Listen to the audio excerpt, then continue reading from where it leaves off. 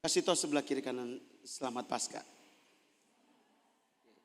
Saya percaya semua kita di sini merayakan Paskah. Amin. Semua orang bersuka cita. Malam yang seharusnya Sabtu sunyi menjadi Sabtu yang penuh sukacita. Ya toh? Sebenarnya orang sebut itu disebut dengan Sabtu sunyi. Sabtu di mana hari Jumat Agung itu, Sabtunya itu sunyi sebenarnya. Kenapa?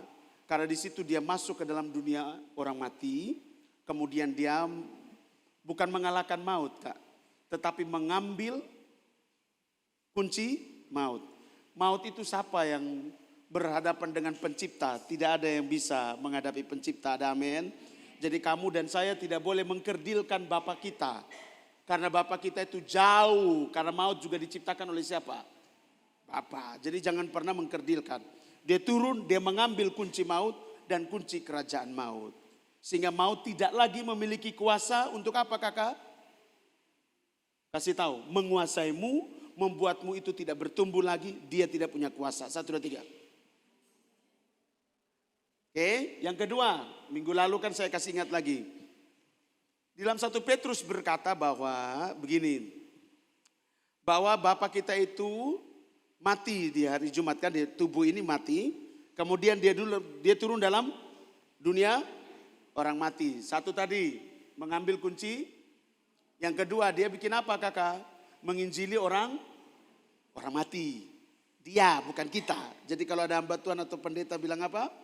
Kita juga punya kuasa untuk menginjili orang mati, dia salah. Yang bisa menginjili orang mati ya Bapak itu sendiri. Mari kita buka dulu supaya teman-teman jangan bingung, karena ini hal-hal baru yang harus Anda, bukan hal baru.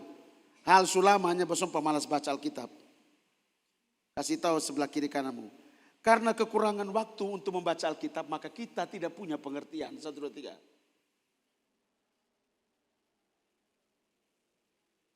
Ngomong kuat. 1 Petrus 4, Kak. Ayat yang ke-6. Sudah dapat, katakan amin. Oke. 2, 3. Itulah sebabnya maka Injil telah diberitakan juga kepada siapa, Kakak? Orang-orang mati.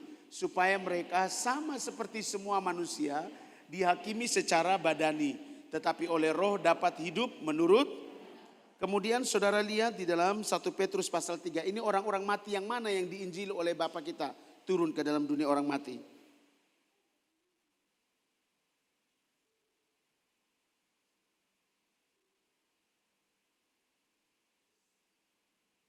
Satu Petrus pasal 3 ayat yang ke-19 sampai 20. 2, 3. Dan di dalam roh itu juga ia pergi memberitakan Injil kepada roh-roh yang di dalam, lihat ayat 20. Yaitu kepada roh-roh yang dahulu pada waktu Nuh tidak taat kepada Allah. Ketika Allah tetap menanti dengan sabar waktu Nuh sedang mempersiapkan baterainya. Di mana hanya sedikit, yaitu 8 orang.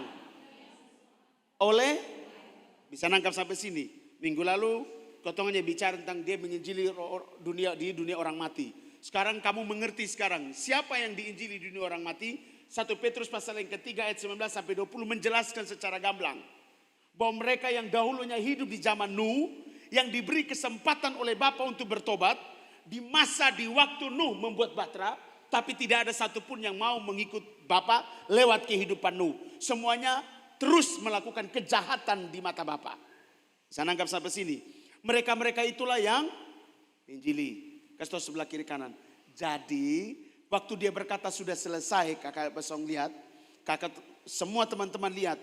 Waktu dia berkata sudah selesai, tabir bait suci, kemudian kuburan-kuburan, bisa mengerti? Jadi persekian detik kakak dia turun itu dia membebaskan semua tawanan. Itulah yang membuat orang-orang di sekeliling itu semua kakak memukul-mukul dada mereka. Memukul dada apa maksudnya apa?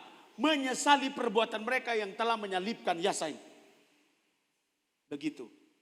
Sampai kepala penjara bilang apa? Memang benar dia ini adalah anak Allah. Dia bilang begitu. Memang benar dia adalah Mesias.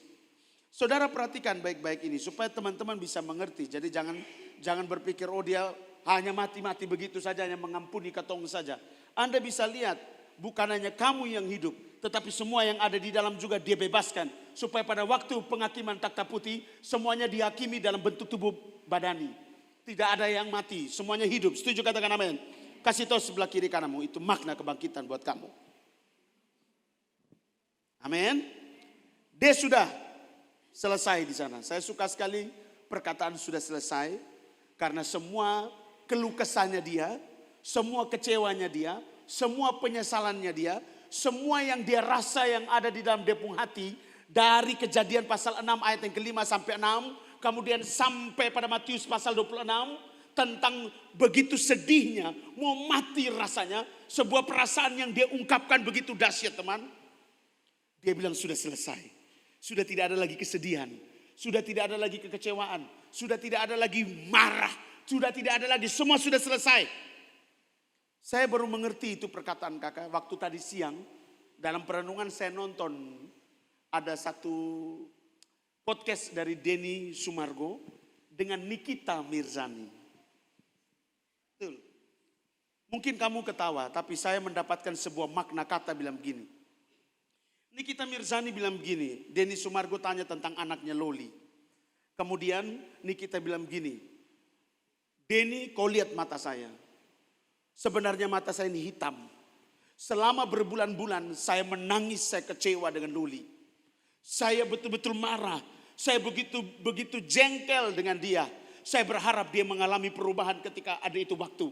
Saya sedih sekali, saya kecewa sekali. Pokoknya badan saya turun drastis. Saya tidak bisa makan, saya tidak bisa minum, saya tidak bisa tidur, Denny. Ini kita bilang. Ada satu kata dia bilang gini, tapi sudah selesai. Sudah selesai, Denny. Saya tidak mau lagi kecewa. Saya tidak mau lagi marah dengan dia. Saya tidak mau lagi menyimpan dendam dengan dia. Sudah selesai. Batasku sudah sampai di sini. Sudah selesai. Saya dengar kata-kata itu. Kemudian saya masuk dalam perenungan, astaga. Sebegitu dalamkah Bapa engkau ketika kecewa dengan kami? Ketika engkau punya perasaan marah. Engkau begitu menyesali dengan keputusanmu menciptakan kami. Begitu sedih mau mati rasanya. Dan sampai pada titik puncak di Golgota engkau berkata sudah selesai. Semuanya engkau telah melepaskan dan berhasil melepaskannya. Bapa bilang ya itu.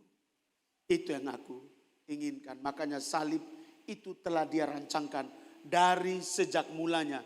Sebelum ada segala sesuatu. Sebelum diciptakannya langit dan bumi. Salib itu sudah ada kakak. Kok Kak Victor bisa tahu? Lihat Wahyu. Yohanes di Pulau Patmos dia melihat di takhta Bapa. Ada seekor anak domba yang disembelih. Dan darahnya tercecer di situ. Kakak itu bukan penglihatan masa depan. Tapi itu tentang penglihatan masa lalu. Jadi kitab Wahyu itu ada dua kak. Kitab Wahyu itu bicara tentang hal-hal yang masa akan datang. Dan juga hal-hal yang tentang masa yang lalu. Kasih tahu sebelah kiri kanan. Wahyu itu tentang yang lalu dan yang akan datang. 1, 2, 3. Kitab Wahyu bicara tentang masa lalu dan masa yang akan datang. Kasih tahu sebelah kiri kanan. Masa lalu dan masa yang akan datang. Ya makanya baca Alkitab itu minta Roh Kudus tuntun. Supaya jangan menafsir dengan pemikirannya sendiri. Kalau dia bilang masa depan, masa ada Bapa disalibkan lagi yang ketiga kali di sana. Tidak mungkin toh. Sudah selesai di Golgota. Ada amin? Sudah selesai perasaannya kakak. Bisa nangkap sampai sini teman-teman? Itu poin 1. Yang kedua saudara. Anda baru kemarin merayakan yang namanya kebangkitan. Semua orang bersuka cita. Semua orang senang. Pertanyaan saya. Sudahkah Anda mengalami kebangkitan Kristus dalam hidupmu? Sekali lagi saya bertanya. Sudahkah Anda mengalami kebangkitan Kristus di dalam kamu? Sebab ketika seorang yang bilang dia berkata dia percaya sama Kristus. Harusnya dia pula dia juga mengalami kebangkitan di dalam Kristus. Kasih tahu kalau kau berkata kau percaya sama dia. Maka seharusnya kau telah mengalami kebangkitan di dalam dia. 1, 2, 3. Ya, Harusnya begitu. Mari kita buka Yohanes pasal 11. Ayat yang ke-25 sampai dengan ayat yang ke-26, saudara. Yohanes pasal yang ke-11, ayat yang ke-25 sampai dengan ayat yang ke-26.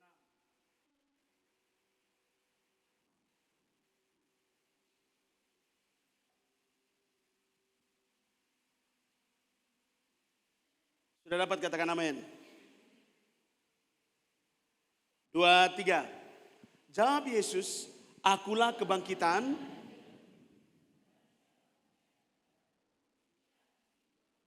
walaupun ia sudah mati.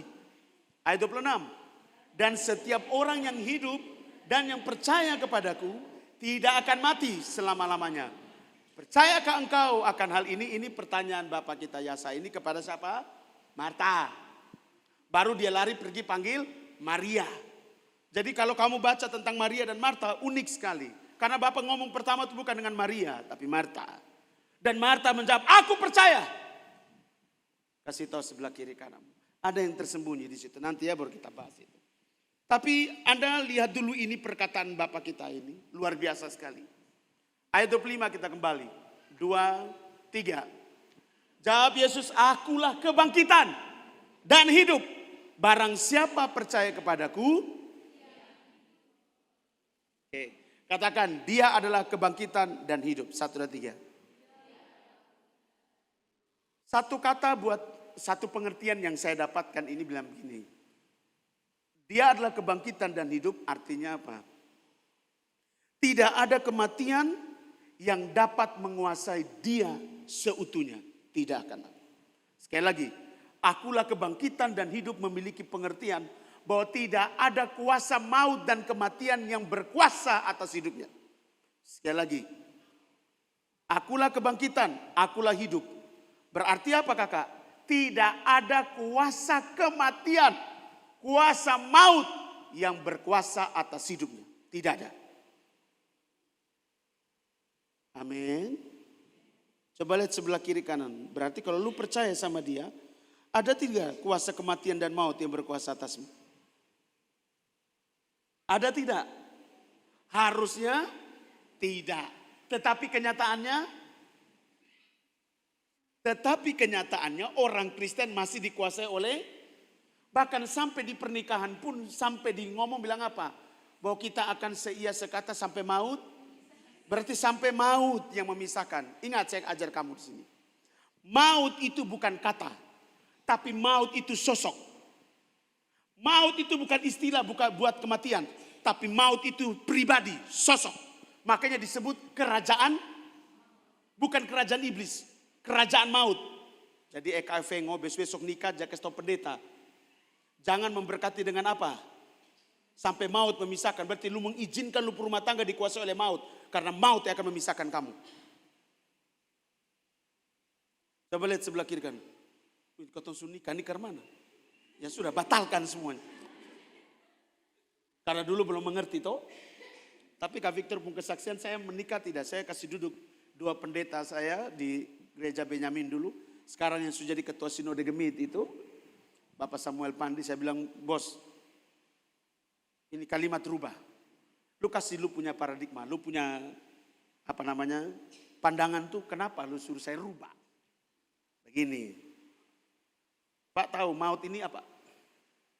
Oh itu kan kematian, oh salah. Maut itu sosok. Maut itu pribadi. Jadi ketika saya bilang sampai maut yang memisahkan, berarti saya mengizinkan maut itu yang memisahkan. Bukan Bapak yang berkata sudah selesai dalam keluarga saya. Digaruk-garuk kepala, iya betul juga. Rubah. Sampai, ya makanya saya nikah itu sampai ibu pendeta langsung ngomong. Sampai Tuhan berkata sudah selesai. Kasih tahu sebelah kiri kanan. Maut itu bukan istilah lain dari kematian. 1, 2, 3. Tetapi maut itu adalah pribadi, sosok. Berarti ada kekuatan. Berarti ada otoritas. Berarti ada sesuatu yang dia punya yang bisa menguasai hidup kamu. Hati-hati. Oke? Sampai sini bisa mengerti? Katanya bilang Kristen. Katanya sudah percaya. Tapi kenapa masih mengizinkan maut itu berkuasa atas hidupmu? Anda perhatikan ini. Akulah kebangkitan, akulah hidup. tidak ada kematian, tidak ada maut yang menguasai hidupku. Jadi siapa yang percaya kepada aku, dia pun mengalami kebangkitan yang sama.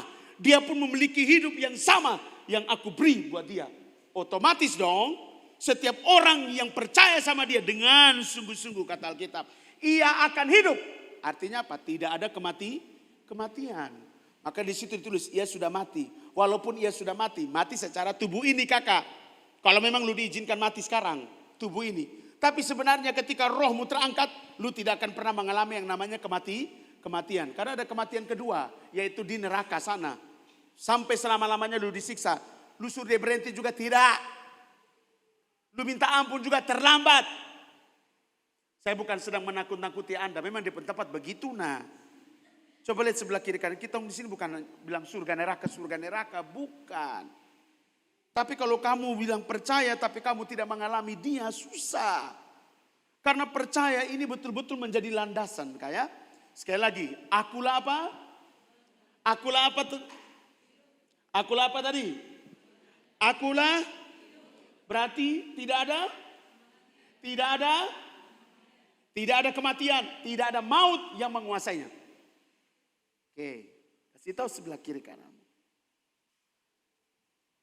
Kalau tidak ada maut, kalau tidak ada kematian yang menguasai dia, dan kita percaya sama dia. Sekali lagi saya ulang-ulang supaya kau mengerti. Berarti saya pun tidak akan pernah mengalami kematian. Saya pun tidak akan pernah dikuasai oleh maut. Wah, dasarnya cuma satu kak, percaya. Kasih tahu, percaya. 1, 2, 3. Sekarang pertanyaan saya kedua, sudahkah Anda percaya? Sudah atau belum? Jawab dalam hati dan 1 Korintus 13, 2 Korintus 13 beberapa minggu lalu.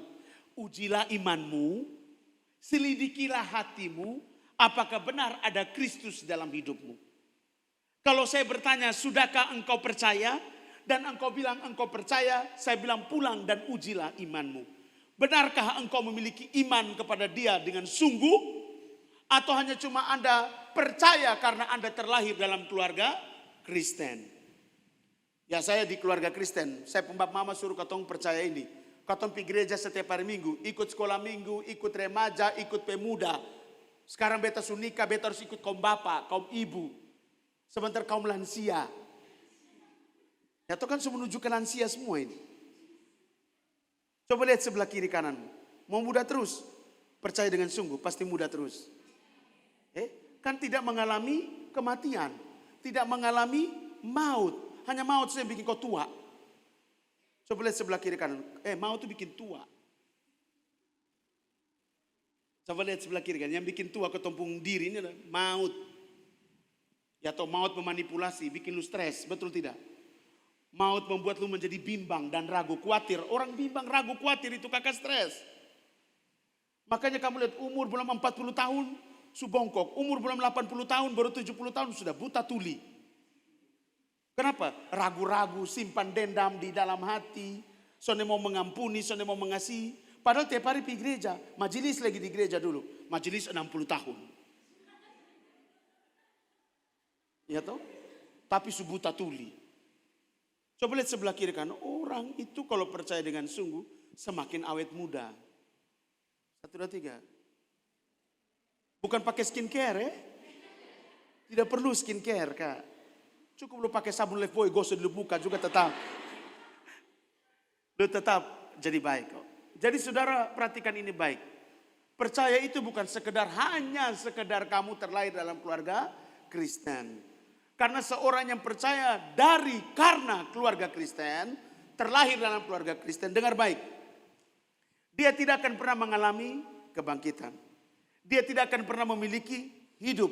Yang ada dalam diri adalah kematian.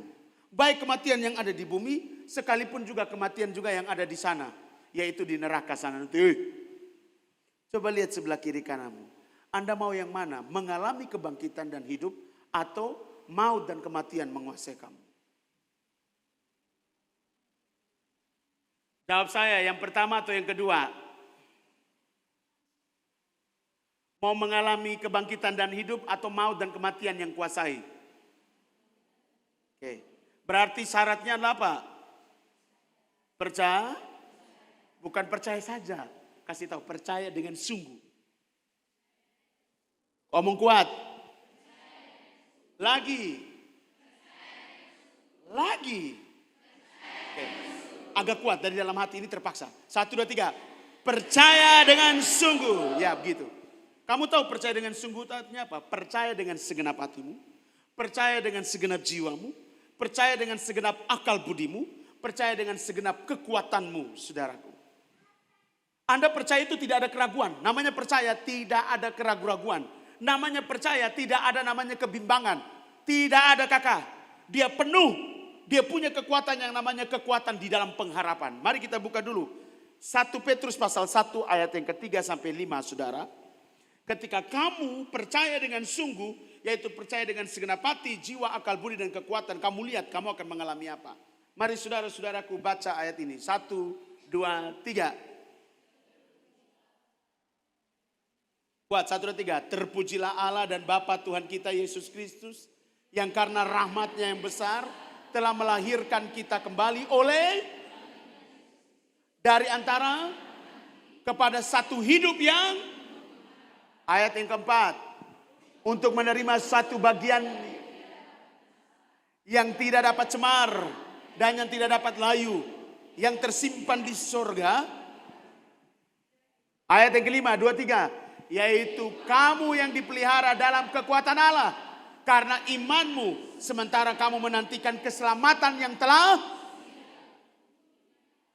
pada zaman. Kamu lihat, buka ayat yang ketiga tadi. Kembali ke ayat yang ketiga. Terpujilah Allah dan Bapa kita, Tuhan kita Yesus Kristus, yang karena rahmatnya yang besar telah apa? Melahirkan kita kembali oleh apa kakak? Kebangkitan. Kasih tahu sebelah kiri kananmu, kalau kamu tidak percaya dengan sungguh, kamu tidak akan pernah terlahir kembali di dalam kebangkitannya. 1, 2, 3. Makanya jangan heran orang bikin salib keliling kota Kupang kakak, tetapi dengan sopi dulu sedikit. Rokok dulu sedikit kakak. Lapis. Iya toh? Bikin salib, lomba salib semua ikut. Semua bikin yang terindah, tetapi sloki dulu, 1, 2 sloki. Rokok dulu kiri kanan, bamaki di bawah salib. Bamaki di bawah salib, sopi di bawah salib. Itu sama saja lu robek Tuhan Yesus punya baju, kemudian lu undi di situ. Kasih sebelah kiri kanan. Jadi kalau ada panitia tahun depan, usahakan lu juga ikut masuk dan suruh orang bertobat semua. Ada amin? Jadi sambil bikin salib, sambil lu juga harus merenungkan bahwa lu nih yang bikin salib nih, lu nih. Lu nih yang buat ini Tuhan Yesus ini tersalib nih gara-gara lu nih. Jadi lu sambil pukul-pukul itu salib, paku-paku itu salib, sambil lu merenung, apalagi ada di gambar foto Tuhan Yesus itu, kemudian lu sementara paku, lu kira sakarman, beta sonakan paku bos. Ya toh, lu pas paku begini baru lu ada suara bilang gini, lu yang salibkan beta toh, aduh rame sulu di situ kakak. Jadi saudara bisa lihat, kenapa itu bisa terjadi? Orang hanya melakukan sebagai sebuah rutinitas. Apakah itu tidak boleh? Boleh-boleh saja, sah-sah saja. Sebagai sebuah perayaan, sebagai sesuatu yang harus diingat, silakan. Tetapi kalau itu didasari dengan mabuk, dengan isap rokok, dengan sebuah ketidakpengertian, rugi. Ketong sedang membuang waktu. Amin. Saya bukan sedang mengkritik ya, tapi saya mau rindu semua kamu di sini. Kalau besok-besok jadi panitia di gereja, tolong jangan pulang kau bilang gini, badan sakit, beta peleng sana. Kafik beta minta maaf, beta sudah bisa masuk doa karena beta tadi malam jaga ini malam puji-pujian, sambung langsung dengan obor, langsung katong kebaktian minggu, katong tepar kak, siapa yang suruh? Emangnya tidak ada lu ini semua tidak jadi kak? Coba lihat sebelah kiri kanan, semua itu baik kalau dilakukan dengan pengertian. 1, 2, 3. Ya kau sambil pegang obor, kau membayangkan bahwa lu tuh seperti perempuan-perempuan dengan murid-murid yang lari pergi ke kuburan untuk melihat kebangkitannya itu. Dia sudah ada lagi dikubur. Begitu. Bukan lu sambil pegang obor, minum juga di sebelah. Rokok juga di sebelah. Hei, waktu itu pagi kakak, Semuanya itu kakak, bukan dengan senang-senang. Bukan pakai ototoa, kemudian pakai ini, pakai drum, namanya mana ada kakak. Sepi kakak, orang tuh, orang bilang apa, bergeragas apa? Terburu-buru, antara rasa takut, antara rasa khawatir, bimbang, antara rasa bingung, semuanya tuh tercampur. Jadi Anda bisa lihat orang pemuka yang bingung, takut, khawatir, seperti apa? Apakah menyanyi rame-rame begini? Jadi tidak boleh Kak Fitri, bukan. Kamu menjadi pembimbing sekolah minggu, kamu harus ajari itu anak menangis, semua ketakutan, bimbang, semua ragu, begitu. Begitu dong, supaya dorang itu menghayati. Supaya dong tahu bahwa itu pagi itu betul-betul pagi yang betul-betul. Nanti sampai di sana, dong ketemu ada dua malaikat di situ yang ngomong, lu cari siapa? Yang lu cari itu susana adalah Yesus bangkit. Itu baru mereka bersorak-sorak. Baru Maria Magdalena dengan semua perempuan itu lari kasih tahu murid-murid. Itu heboh. Baru pukul tiang-tiang listrik, sayang-sayang dong pukul sudah. Baru obor menyala, bangkit, dia bangkit. Nanti ketong itu kurutu-kurutu dong susana ada kegiatan di gereja baru ketong yang bikin di sini. Ketong obor sendiri.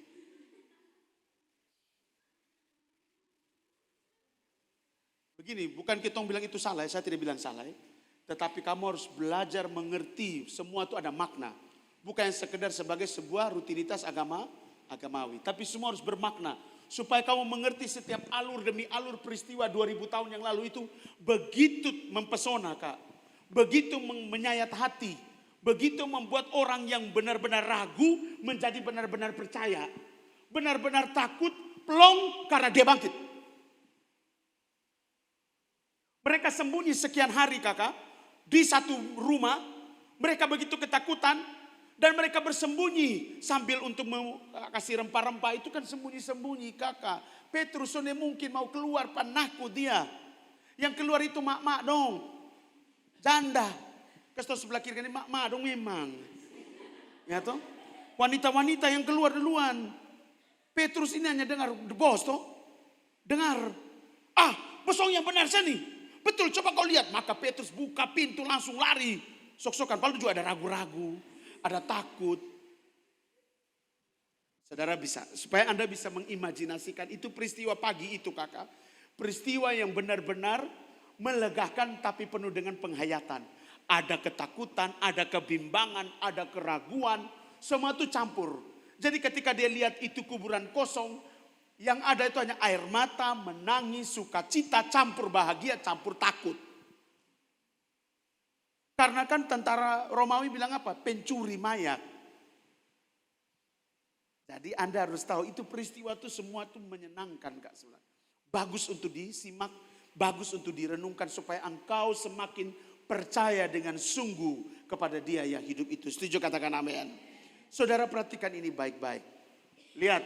Kalau kamu tidak melandasi iman percayamu itu dengan sungguh-sungguh. Kamu tidak akan pernah mengalami kelahiran baru. Kelahiran kembali di dalam kebangkitannya. Tidak akan pernah. Kamu menjadi Kristen-Kristen yang hanya cuma menghabiskan waktu. Hari Minggu pergi gereja, pas ibadah rumah tangga lu ikut. Ibadah kaum muda lu pergi. Ini juga pokoknya habis itu. Lu nothing, lu sudah dapat apa-apa kakak. Alkitab bilang begini. Kepada satu hidup, lihat. Karena rahmatnya yang besar telah melahirkan kita kembali oleh apa kakak? Kebangkitan Yesus Kristus dari mana kakak? Antara orang mati. Kepada apa? Suatu hidup yang penuh dengan pengharapan kakak. Satu hidup yang penuh dengan pengharapan. Jadi kebangkitan Bapa kita itu penting buat kamu dan saya. Ya kalau kau percaya dengan apa? Kasih tahu, kamu akan mengalami kebangkitan di dalam Dia. Kalau lu percaya dengan sungguh-sungguh. Omong kuat. Apa kakak? Oke. Lihat saya kasih Anda lima hal. Apa yang akan kamu dapatkan ketika kamu mengalami kebangkitan di dalam Dia. 1. Roma 8 ayat yang ke-11. Orang yang mengalami kebangkitan bersama dengan Kristus. Mereka akan memiliki hidup, yaitu tidak memiliki kematian. Buka Roma pasal 8 ayat yang ke-11.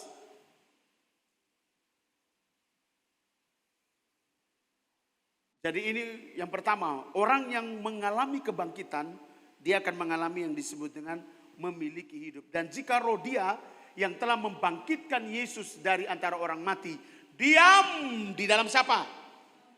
Berarti ada siapa di dalam kamu? Diam di dalam kamu. Maka ia yang telah membangkitkan Kristus Yesus dari antara orang mati akan apa? Menghidupkan juga tubuhmu yang fana itu oleh rohnya yang diam. Pertanyaannya, dia diam dulu di dalam kamu baru dia menghidupkan kamu. Selama itu roh tidak hidup diam di dalam kamu, kamu tidak akan pernah bisa mengalami hidup. Untuk bisa roh itu tinggal di dalam kamu, kamu harus percaya dengan sungguh, dengan segenap hati, dengan segenap jiwa, dengan segenap akal budi, dan dengan segenap apa? Ini pelajaran penting loh buat kamu. Karena kamu besok-besok akan mempertanggungjawabkan iman kamu. Kata Wahyu bilang gini, di hari terakhir Bapak akan buka semua kitab. Nanti kamu cari di Wahyu pasal berapa itu. Semua kitab akan dibuka, Kak. Kasih tahu, semua kitab akan dibuka. Bukan kitab apa? Masing-masing orang akan dihakimi oleh kitabnya masing-masing. Agama Kristen, dia punya kitab suci namanya Alkitab. Dia akan dihakimi oleh kitabnya. Alkitab ini, Alkitab yang kamu punya ini akan menjadi hakim buat kamu. Dihakimi, Bapak akan baca. Lu sudah taat ini belum? Sudah taat ini belum? Sudah taat ini belum? Karena Alkitab itu menjadi sumber hidup kamu.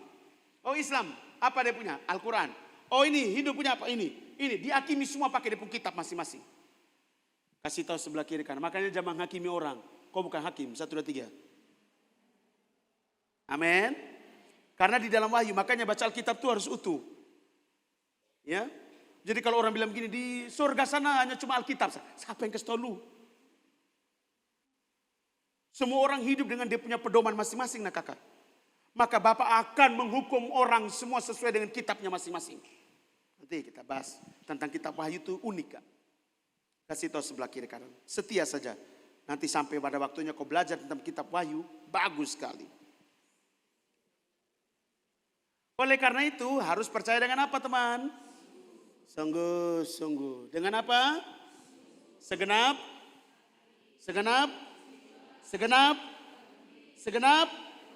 Baru bisa memiliki hidup. Karena roh yang membangkitkan itu ada di dalam kamu dan saya. Ada amin? Yang kedua, saya cepat. Orang yang mengalami kebangkitan Kristus akan apa?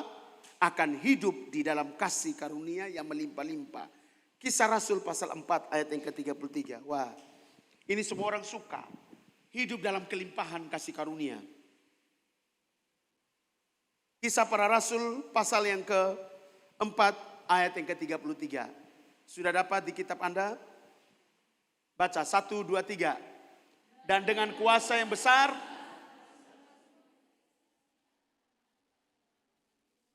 dan mereka semua hidup yang lihat, dan dengan kuasa yang besar rasul-rasul memberi kesaksian tentang kebangkitan Tuhan Yesus. Dan lihat, mereka yang hidup di dalam kebangkitan Kristus itu kakak, mengalami kebangkitan Kristus, mengalami apa? Kasih karunia yang apa kakak? Berlimpah-limpah. Hidup di dalam kasih karunia yang berlimpah-limpah. Sekarang pertanyaan saya, apa itu kasih karunia? Oh dapat penglihatan? Bukan. Oh dapat karunia? Bukan. Kasih karunia itu adalah pemberian daripada Bapa yang kudus dan yang benar kepada mereka yang Bapa kasihi. Siapa yang Bapa kasih? Yaitu mereka yang percaya dengan sungguh-sungguh kepada Bapa. Hidup dalam kasih karunia itu begini kakak. Pas butuh pas, itu hidup kasih karunia. Lapar pas ada makan. Pas tidak ada uang, pas butuh uang, pas ada uang. Kasih tahu. Pokoknya pas butuh, pas ada. 1, 2, 3. Orang lain ada susah, lu susah karena pas butuh pas. Orang lain itu kecil, orang lain itu kurang damai sejahtera, lu penuh dengan damai sejahtera. Itu kasih karunia. Orang lain muka murung-murung, lu pemuka sukacita, padahal lu sudah ada uang. Padahal dia uang nih banyak, tapi karena baru dicuri kemarin. Coba lihat sebelah kiri kanan. Pokoknya orang yang hidup dalam kasih karunia itu penuh dengan damai sejahtera, penuh dengan sukacita. 1, 2, 3. Siapa di sini mau hidup dalam damai sejahtera? Pasti semua mau toh? Siapa yang mau dengan sukacita? Pasti semua mau toh? Tapi kalau mau percaya sungguh-sungguh, semua tidak mau. Masih ada yang lain di hati. Masih ada yang lain di otak. Masih ada tujuan yang lain. Masih ada masa depan yang lain. Kasih tahu sebelah kiri kan. Katong di sana ada masa depan. Karena katong di dalam Kristus. Kristuslah yang telah menyediakan masa depan buat katong. Tapi kalau katong yang berjalan dan katong pun kekuatan, tidak akan ada masa depan. Kau hanya bisa punya masa depan kalau kau berjalan di dalam Yesus Tuhan. Ada amin? Ya, kan dia bilang gini, apa? Ada kitab apa? Yesaya atau Yeskiel bilang apa? Sebab masa depanmu sungguh dan harapanmu. Sekarang saya tanya, itu di dalam siapa? Di dalam Bapa. Kasih tahu sebelah kiri kanan. Kalau pakai kekuatan kita sendiri, yang ada, memang katong punya masa depan, contoh tanda kutip, memang katong dapat kerja. Tapi, keson di puasa. Padahal gaji ini sudah 15 juta. Sudah jadi kepala bagian. Penghasilan ini pokoknya dia mau lebih lagi. Kasih tahu sebelah kiri kanan, semakin lu kejar uang, uang lu pernah dapat. Semakin lu kejar berkat, berkat akan pernah lu dapat. 1, 2, 3. Semakin lu dapati Bapamu, berkat itu disediakan. Bahkan dia bilang begini, aku menyediakan hidangan di depan lawan-lawanmu. Artinya apa? Lawan-lawanmu itu mau menjatuhkan kaki-kakimu, tapi Bapa memberkatimu lebih daripada apa yang menjadi prediksinya para lawan kamu. Jadi kalau di kantor kamu ada orang mau menjatuhkan kamu, percaya. Kalau kau ada berjalan bersama dengan Bapa, sekalipun 1000 orang rebah di sisimu, 10.000 di sebelah kananmu, itu tidak akan menimpa kamu. Kau berdiri tegak. Ini aku Eka Fengo. Saya berdiri di tengah-tengah orang-orang yang tidak mengenal Bapa dengan benar. Tapi aku tampil seorang diri di sini. Oh iya dong. Karena kau miliknya Bapa saya. Sehingga kau punya perbedaan, yes. Coba lihat sebelah kiri kananmu. Harusnya begitu. Itu disebut dengan kasih karunia. Kadang-kadang orang punya kasih karunia jadi sombong. Makanya harus percaya itu dengan sungguh supaya kesombongannya hilang. Yang ketiga, 2 Korintus pasal 5 ayat 17. Mereka yang mengalami kebangkitan Kristus akan mengalami hidup yang baru. 2 Korintus 5 ayat 17. 2, 3. Jadi siapa yang ada di dalam Kristus, ia adalah yang lama, sesungguhnya, sekali lagi, 1, 2, 3. Jadi siapa yang ada di dalam Kristus, ia ada, yang lama, sesungguhnya yang baru.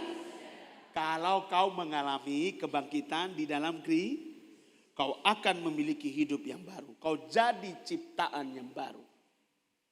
Ayo teman. Dasarnya cuma satu, percaya dengan sungguh. Baru bisa mengalami kebangkitannya. Yang keempat, 1 Korintus pasal yang ke-15, ayat yang ke-54 sampai 55. Kemenangan atas kematian. Orang yang mengalami kebangkitan Kristus, dia akan mengalami kemenangan atas kematian. 2, 3.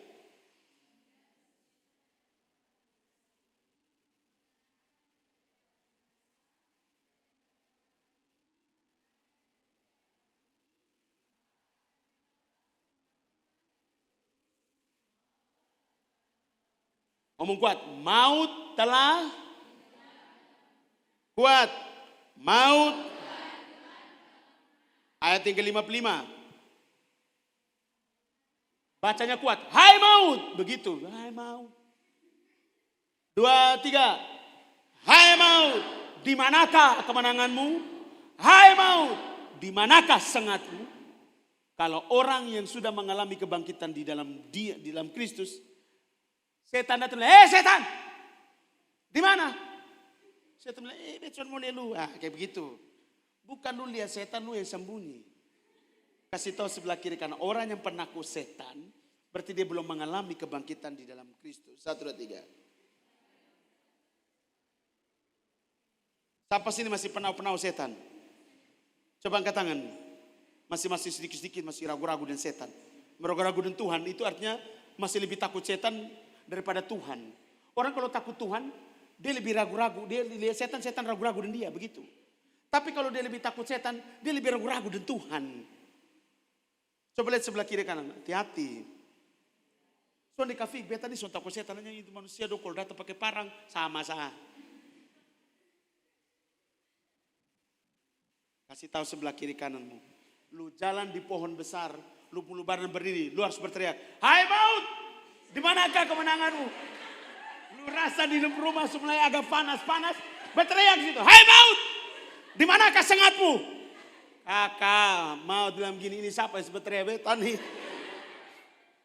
Dia cross check dulu, apakah benar sudah ada tanda-tanda kebangkitan Kristus dalam di penghidup atau belum? Kalau lu omong tanpa ada tanda-tanda, kakak diserang sama lu itu 7 kali lipat lebih jahat. Jadi kalau mau omong itu lu pikir 2 kali lipat. Lu pikir dulu ya. Beta ini cuma ngalami kau belum. Amin. Jadi jangan sampai begini, sama kayak ini. Kalau di Alkitab itu 7 anak Skewa, pi usir setan, ternyata dong itu juga setan pi usir balik sendong. Sama kayak banyak hamba Tuhan di Kupang di Timor, ini pi usir-usir setan. Jadi ada metode yang selalu orang pakai di seluruh Indonesia ini. Kalau orang mengusir setan itu, kalau setan orang begitu kasih kerasukan, kemudian mulai tanya, siapa kamu? Tidak boleh tanya. Namanya setan, lu berkomunikasi dengan setan, berarti lu setan. Hanya setan saja yang bisa berkomunikasi dengan, hanya anak bapak saja yang bisa berkomunikasi dengan, begitu. Siapa kamu? Mina, misalnya gitu. Tinggal di mana? Kenapa lu masuk di tubuh? Beta suka di sini, keluar. Waktu diusir, dah nama Yesus lu keluar. Langsung dia Mina omong, lu tahu usir-usir beta. Lu baru tanda mana bikin ini toh? Lu baru bikin begini toh? Lu tukang bapak kalau lupa istri, lu tukang bikin lupa anak, lu bikin begini toh? Ini hamba tuh langsung ciut. Makanya tak usah tanya-tanya. Karena setan paling tahu lupung hidup yang paling bobrok di dalam dunia yang gelap. Yang hanya tahu itu cuma lu dan Tuhan dan juga setan. Makanya kalau usir-usir setan, siapa kamu? Saya. Keluar. Tidak usah lagi tanya bilang gini, lu buat apa di sini? Lu siapa yang suruh di sini? Dulu Kak Victor awal-awal begitu. Tanya, lu siapa? Itu anak SMA 9. Dia keluar dari ruang kepala sekolah terbang 60 cm, Pak. Terbang. Bukan datang kok kerasukan, dia tidur-tidur. Ini kerasukan dan terbang. Terbang. Dia keluar ini seperti Superman. Superman. Begini sah. Beta bilang, wih, ini suka film-film. So panggil kiai. Lewat. So panggil pendeta ini, hamba Tuhan ini, semua lewat. Orangnya ingat, ada anak muda satu nama Victor di beta masih di Obobos. Itu di La Sarves. Panggil dia. Kita juga gaya. Oke. Dia masuk, dia pun keluar yang terbang 60 cm itu kakak-kakak pembuluh badan juga berdiri. Beta bilang turun. Dia terbang menuju beta nih terbang. Weh, kakak. Beta bilang tarik di kaki kok gak jatuh. Tarik. Itu selalu saya pakai dalam nama Yesus. Tarik. Jadi tarik ke jatuh. Begitu. Jadi kalau doa pelepasan, doa usir setan begitu paling lucu. Lucu saduh. Terus saya tanya, siapa kamu? Saya nenek ini. Lu tinggal di mana? Saya tinggal di belakang sekolah. Ada legong di dalam belakang SMA 9 itu. Ada legong sungai kering.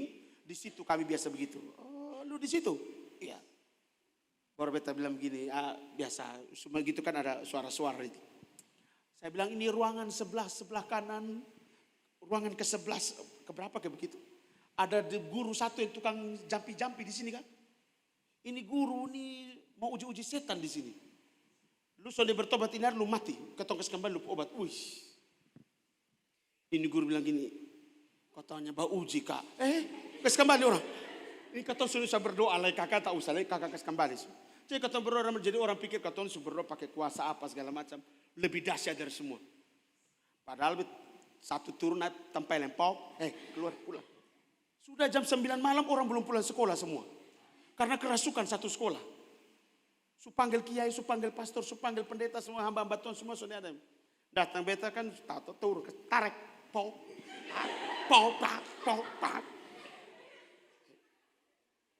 Hanya dengan menyadarkan dia dari alam bawah sadar sajalah yang membuat dia sadar. Bagaimana caranya? Tampelin. Lu tengking gergantang mau putus, dalam aja keluar.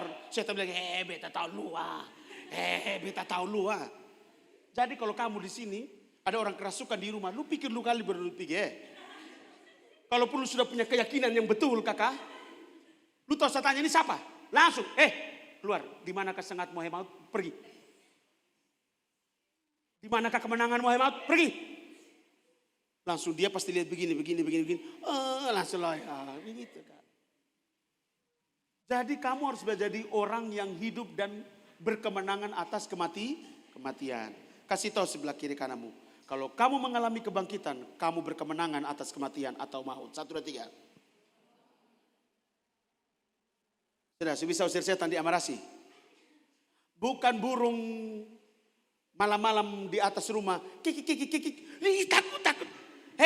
Lu bilang, maut, di mana sengatmu? Begitu. Bukan lu telepon beta, Kafik, ini ada burung. Burung sudah di situ. Ya toh.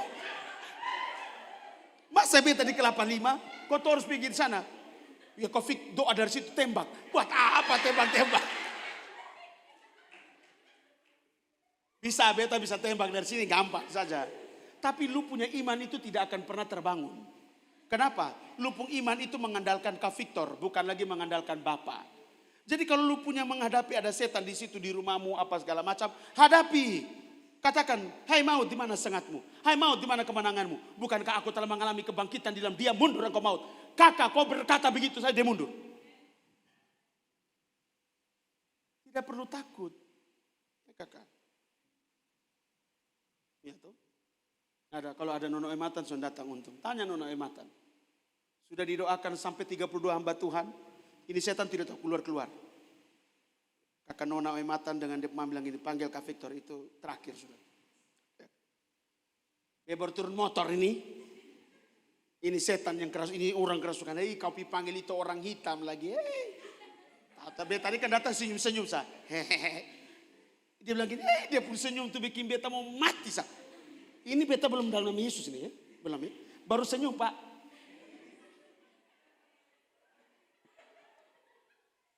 Baru senyum saja lupung gigi nenek moyang mau lari keluar. Apalagi kau tuh sebut nama yang benar. Lu gila babai di situ. Jadi kata saya korek begini. Di patat ada di sini. Ada di sini. Permisi kalau di payudara ini Kanona doa yang bikin. Kakak, dorang berdoa sudah 17 hamba Tuhan, 32 kali berdoa tidak keluar. Kita hanya 5 menit keluar. Kenapa? Karena kami mengerti siapa Bapak kami. Kami mengalami dia dengan penuh iman, percaya dengan sungguh. Makanya kalau kamu tidak ada orang sakit, carilah orang sakit kau berdoa. Kalau ada orang yang tidak ada kerasukan di rumah, kau berdoa supaya lingkungan itu kerasukan semua. Mengerti? Bila perlu dalam gereja duluan. Karena penghakiman itu dalam gereja, biar kerasukan mulai dalam gereja. Orang lagi berdoa. Dulu tahun 90-an itu kan begitu. Di gereja Kononia. Atau di gereja Rehoboth. Orang lagi video, ini lagi Rehoboth panik. Wah begini, rame sudah. Orang mulai tangking dalam nama Yesus. Ini orang yang terus bilang, beta tahu lu pun selingkuh deh ini perempuan toh. Maka heboh itu hari karena orang baku bongkar orang pun selingkuh. Kakak hati-hati. Makanya saya bilang, kalau kamu pergi, kamu tahu siapa diri kamu. Kamu telah mengalami kemenangan dalam kematian atau belum. Kamu harus bisa percaya dengan sungguh supaya kamu mengalami kebangkitan di dalam dia. Amin. Karena nanti besok di depan sana di samping kau rumah ada orang kerasukan. Siapa yang pergi doa? Lu ini. Terus dia berdoa lagi sama mana Nela datang. Jam 2 pagi kak. Ya, kan beta sudah bisa tidur. Kenapa Nela? Ini mama tidak sadar jam 9. Saya bilang, oh iya lu siap berdiri. Saya hanya bilang gini, berdoa, angkat perjamuan, habis itu kasih lu punya mama, ini segala macam ya. Ya saya percaya deh mama mau ini, karena kata harus bangun yayasan di sana. Jangan dulu mati sebelum semua jalan. Begitu. Lu siap lu berdiri? Kak jauh mau begitu. Sana, lu siap kok belum? Kalau belum dia akan hidup, tapi kalau sudah ya selamat jalan. Lu yang doa di situ masa lu sedikit-sedikit iman. Kafi beta sudah, kau sun kuat. Ini orang baru mati ini berturut-turut. Mau mati berturut-turut 40 orang dalam satu hari per setan di situ. Kok memang dia mau mati di situ? Tapi kayak ada yang aneh Kak Fik. Kok matinya berurutan? Oh kok memang Tuhan su atur berurutan nah karena kadang-kadang ketemu logika nih. Ketemu otak susun bisa jalan lagi. Beta kira rasa ini ke mana kok? Sampai ke katong di Batu Kadera. Pokoknya satu mati, maka semua rumah itu akan ada yang mati. Maka sampailah di beta pun orang tua rumah. Dia bilang tidak ada yang mati di sini. Lu kayak tahu-tahu saja. Kami siap diri untuk satu mati di sini. Tidak ada. Masa semua keliling-keliling sampai di baik rumah harus mati satu. Saya tidak ada. Tanpa izin saya. Saya ketuaan Allah saja ya. Ya tidaklah, saya punya keluarga istilahnya begitu. Kita berdoa supaya tidak ada kematian dalam kesia-siaan tuh kakak. Orang harus pulang dengan sungguh-sungguh kepada Bapa dong. Kasih tahu sebelah kiri kanan, hati-hati. Kamu harus mengalami kemenangan dalam kematian. Yang ke berapa tadi? Yang kelima yang terakhir kak. Efesus 2 ayat yang ke-8 sampai 9. Jadi sudah bisa ingat ya. Jadi kalau ada rasa-rasa ada sesuatu yang masuk di dalam lubung rumah. Rumah besar kah, rumah kecil kah. Kayak kau begini kayak ada bayangan. Sudah itu bukan bayangan, itu lu punya imajinasi. Kemudian kalau dia selalu sering katakan, hai maut, omong kuat. Kasih keluarkanlah suaramu. Karena di situ maut bisa mengukur. Lu pun suara ini suara ketakutan atau suara keberanian.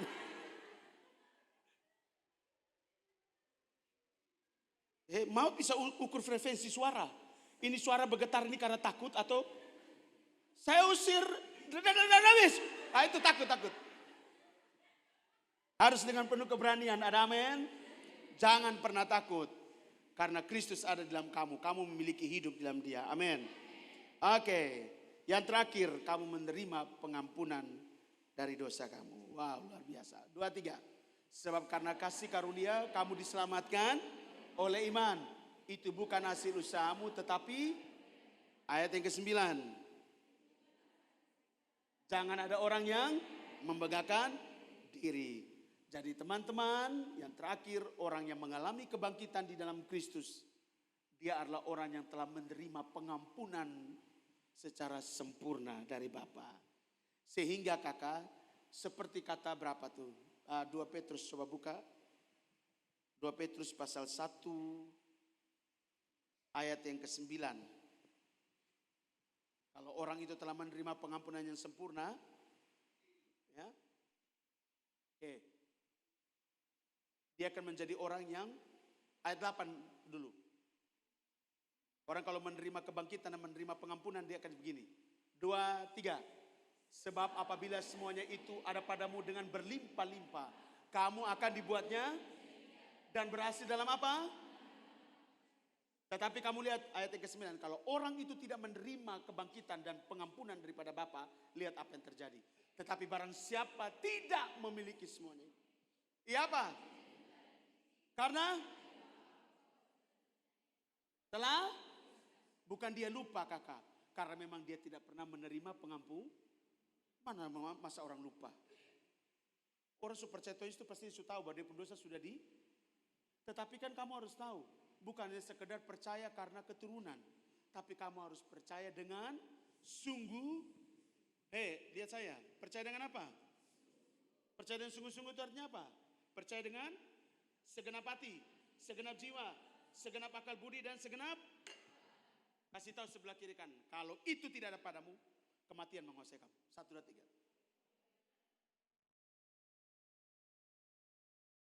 Yang terakhir. Jikalau kamu mengalami kebangkitan Kristus, maka kematian itu tidak akan ada pada kamu. Tetapi hidup bersama dengan Bapa selamanya kamu akan miliki.